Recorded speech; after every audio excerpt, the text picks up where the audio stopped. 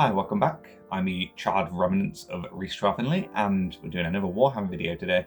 And I think I got quite the bargain with this Combat Patrol magazine featuring a Boomdakka Snazzwagon. A Snazzwagon? Who's ever heard of a Snazzwagon?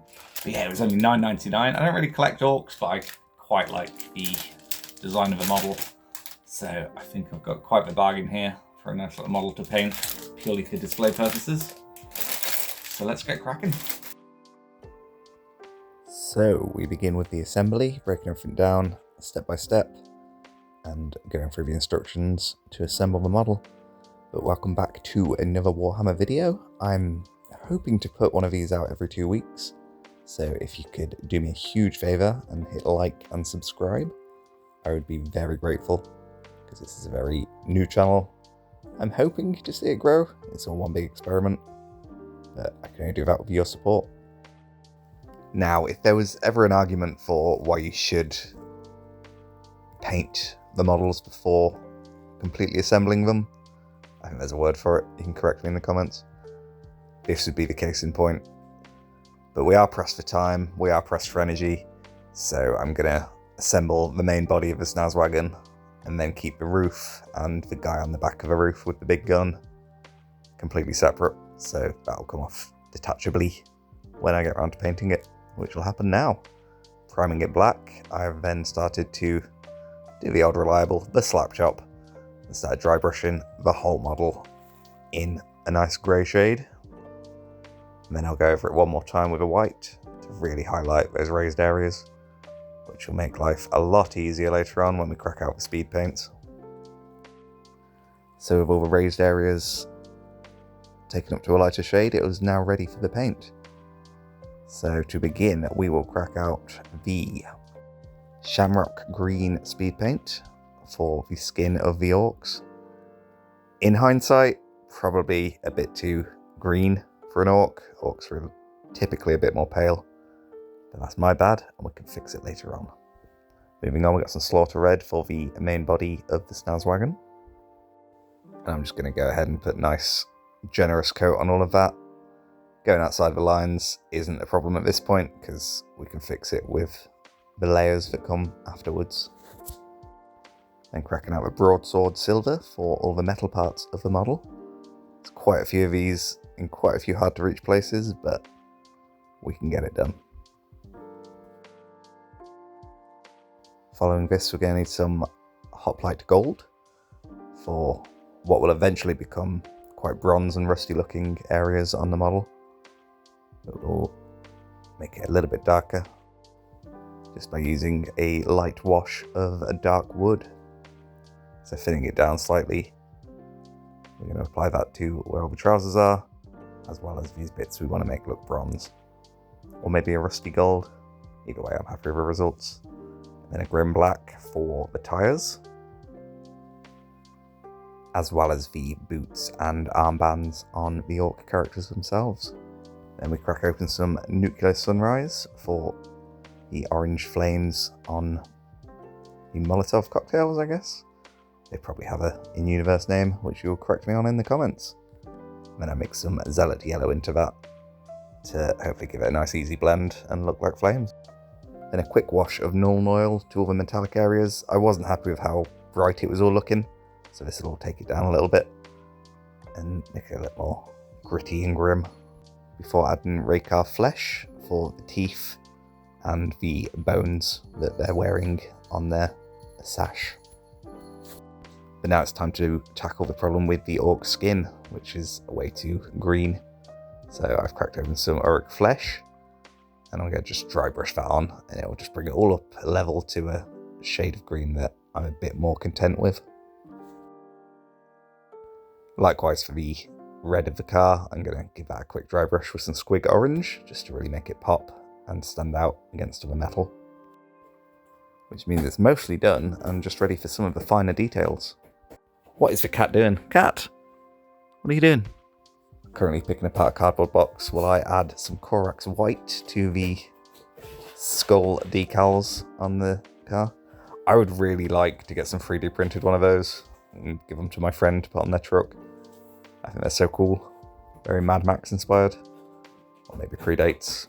some of the visuals in Mad Max? I don't know.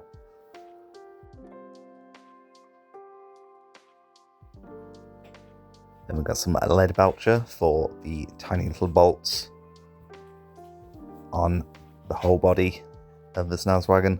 It's going to take a long time, but in the video it looks impressive and fast.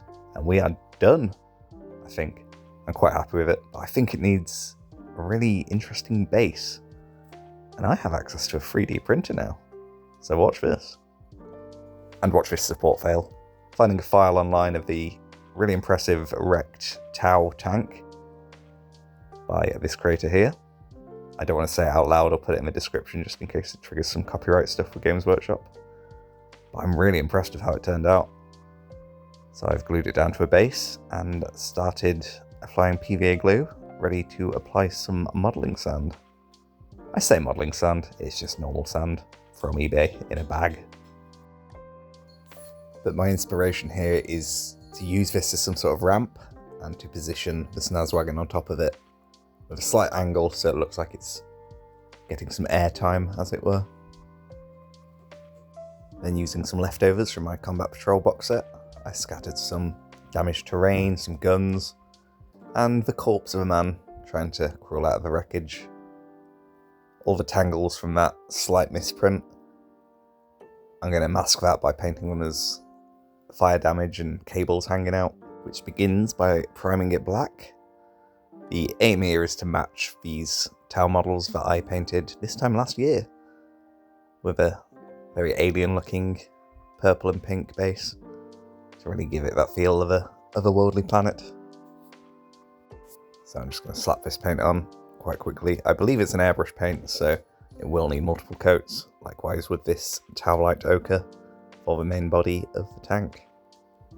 Knowing that we can tighten it up and make it look a lot cleaner with the subsequent layers. Starting off with Word Bearer's Red for the red detailing on the tank. The plan here is to completely match the tank and Combat Patrol that I painted last year. I was a big fan of Tau as a child, so I really wanted to revisit these in my adult life and put together something coherent, so it'd be really cool to match with that. And I moved on to some Abaddon Black for the back parts of the jets, and some of the minute details, like the tiny window on the front. And we cracked out the Agrax Earthshade, and we let that sink into the gaps, Gundam style. This will hopefully make all the details stand out. I don't want to overdo it just in case it makes any of the layer lines from the printing too obvious. And now the purple is dry, I can dry brush over that with some Pixie Pink to make all the details of the sand and the earth stand out a lot more than it did with just a flat coat of purple.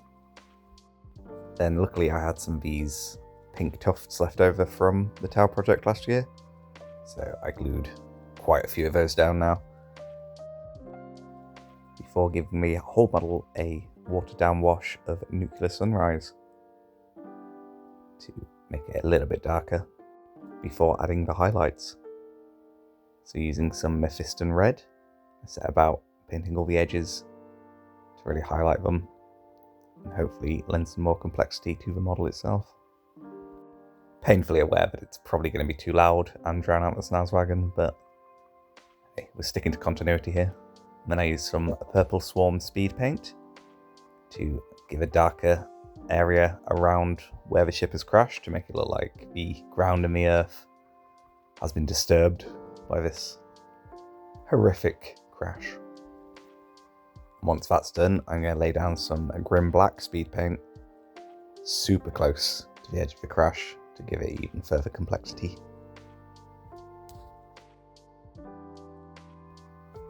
And it's really starting to come together now. Just time for some final small details. Using some lead belcher on the metallic parts of the tank, and some Tau light ochre to do the highlights on the main body of the ship. And it is time to bring it all together. So working out an accurate position to put it in, I set about putting down some glue and holding it in place until it was secure. And with that, we are done. I